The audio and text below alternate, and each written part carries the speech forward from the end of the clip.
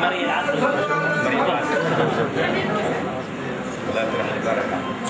يبارك لهم ويبارك عليهم ويجمع بينهم بخير وعافية، يسعدهم ويسعدهم ويجعل الزواج مبارك على الأسرتين والمنتمين إليهم وعلى أهاليهم وعلى جيرانهم وعلى أهل البلدة وعلى المسلمين، يجمع بينهم بخير وعافية ويخرج منهم الصالحين والهداة المهتدين ويكتب لهم السعادة التامة ويعلي درجات والديهم وآبائهم وأجدادهم ويجمعنا بهم في دار كرامة وهراب عنه، ويبارك في جميع أقاربهم المتصلين بهم ويجعلنا وإياكم وإياهم متحابين فيهم مجتمعين على ما يرضيه، ويجعله سبحانه السرور له دوام وله خير منه سبحانه وتعالى خاص وعام، نبلغ به المرام فوق المرام تصلح به شؤوننا في الدنيا والآخرة، ونثبت فيها الوجوه الناظرة إليه ناظرة بسر الفاتحة إلى حضرة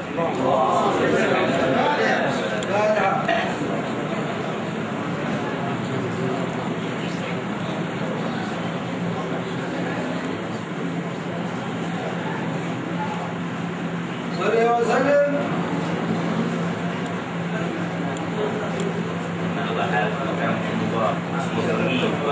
مباركين الله يسر قلوبكم دنيا واخره ان شاء الله.